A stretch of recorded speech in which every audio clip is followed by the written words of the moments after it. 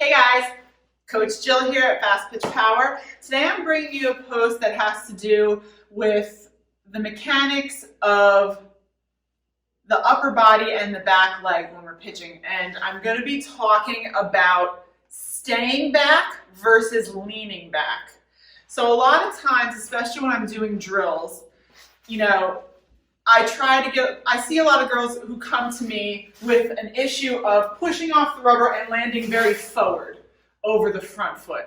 We don't want to be forward over the front foot when we deliver because it breaks down our front side resistance, it creates off timing in the arm circle, and it makes us have to use our body more when we deliver. So I like to work with my girls a lot on staying a little bit more back over the back foot, because that allows us to stay vertically stacked, it allows us to stay more balanced, and allows us to have better power when delivering the ball.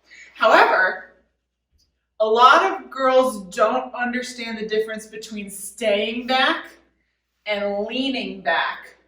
So another issue that we get when our weight lands too forward is that the weight of our body gets taken off of our drive-through foot.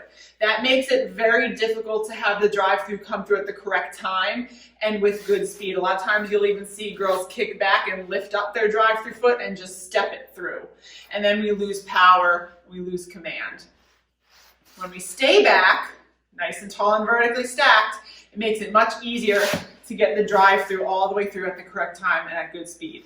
However, a lot of girls think that staying back means collapsing the back leg and dipping the back shoulder back, and that this is what it means to keep your weight over your back foot. But now, if you look at my shoulders, at the angle of my shoulders, it's making my glove hand and my throw zone point up too high. So you might see a lot of high pitches. Also, now I have too much weight on my drive-through foot. So again, it's going to be really, really hard to get that drive-through through. A lot of times when girls have too much weight on the drive-through, you might see them get their foot through a little bit, but then it stops when they deliver. So we need to be able to feel and understand the difference between staying back and leaning back. My favorite drills to do to really work on landing in a good, tall back position is really any drill where your pitcher freezes in power. Okay, so let's take reach, track, fire, drive, for example. So if we stand on the rubber and we go into the reach part of the pitch, reach. When I say track, the pitcher is going to go out and freeze in power K. If you see your pitcher land here, that's with the weight too forward. Tell her to shift backwards so her shoulders are level and her weight is over her back foot, but her back leg is still nice and tall. If your pitcher moves from here to here, that's leaning back. We don't want to lean back, we want to stay back. So tell her to push up tall on that back leg and then see her shoulders nice and level and her upper body nice and tall. So we can take out, back, freeze, deliver too. Out, back, freeze. Again, make sure that back leg is nice and tall, front leg is nice and tall, and upper body and the rest of the lower body is nice and vertically stacked. We're not here, we're not here. You can also practice it with the reach and freeze drill. So when we do the reach and freeze drill, we push off the rubber and we freeze.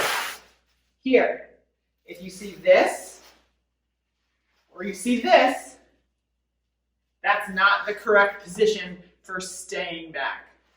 So again, really important to make sure that when we're in power K position, we're getting ready to deliver the ball, we are staying back, our weight is shifted slightly over the back leg, but we're not leaning or collapsing back. It's a very subtle difference. So here's forward.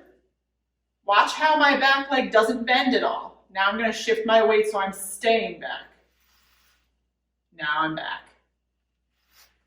I hope this has been helpful for you guys.